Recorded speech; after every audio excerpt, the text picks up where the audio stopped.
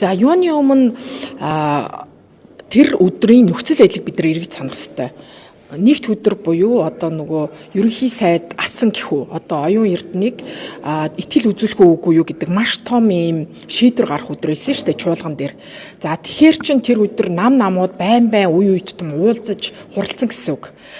Тэр утгаараа бид нар мэдээлэл солилцоод наан цаана бас санал бодлоо мэтгэлцээд ийм үйлдэл явцуд болсон.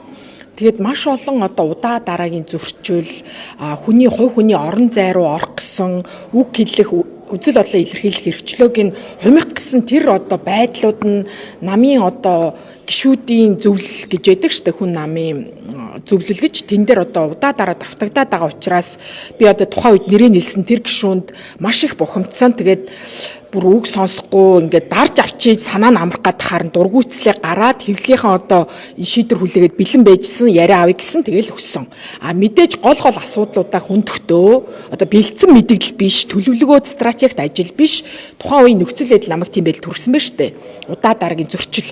Тэгэхээр тэр үедээ би бол за энэ одоо тэр олон мундаг гишүүдээс сонгогдоод гарцсан хэдхэн гишүүд нь дотроо уучраа олохгүй саяны одоо хүний эрхчлөөг жоохон хумих маягтай байвал одоо энийг гарах газар нь гарахаас өөр аргагүй гэж яалтчгүй илэрхийлэх байдал дотроо бухимдаад одоо тэр үгийг хэлсэн байна шүү дээ. Одоо хүн нам тарах гэд. Юу гэж одоо хүн нам тарах вэ?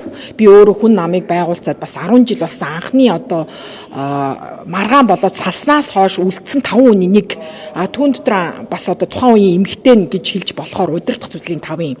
За тэгэхээр энэ намыг одоо 10 жил бойж уулж одоо өдий зэрэгтэй авч явахудаас маш их цаг зав, хүч хөдөлмөр, санхүү мөнгө зарцуулсан үний хувьд юу гэж тараасаа гэж байгаа. Гагцгүй юун санаа зовж ийн вэ гэхээр удирдах төвшний одоо байдалтаач тэр шийдвэр гаргах янз бүрийн төвшингүүдтэй мөн одоо бусад төвшөнд ч тэр энэ шийдвэр гарах үйл явц бол аль болохоор олон одоо ургалж үзэлтэй мэтгэлцэн дээр дөрүүлсэн олонхын санаан дээр ингэж гарах ёстой. Олонхын шийдвэр гарахын тулд хамгийн гол нь мэтгэлцэх, маргалдах тэр орон зайг нь өгөх ёстой гэж үзэж байгаа.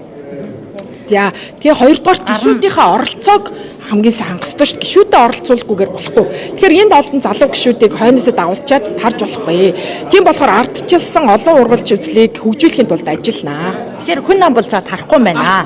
Харин гарна гэж өрөөсө тэр ярианд байхгүй. Хүмүүс заримдаа гарчган дээр дөрөөлөд ойлголт авчдаг. Сэтгүүлчд маань зарим тохиолдолд андуурах тохиолдол бий. Эсвэл анхаарал татах үүднээс бас сенсацтай гарчиг өгдөг штэ. Тэр утгаараа тийм гарчиг явсан. Тэгээ манай намын одоо дэмжигч гишүүд маань над руу залгаа та ярианда ерөөсө гарах тухай яриаггүй. 10 жил болсон та юу гэж намаа орхиж гарах вэ? Болохгүй. Таны одоо орон зай өгүүлэгдэн залруулах гэсэн учраас тухайн үед постондоо би гарна гэж нэг ч удаа хэлээгүйгээ бас илэрхийлсэн байгаа гарахгүй.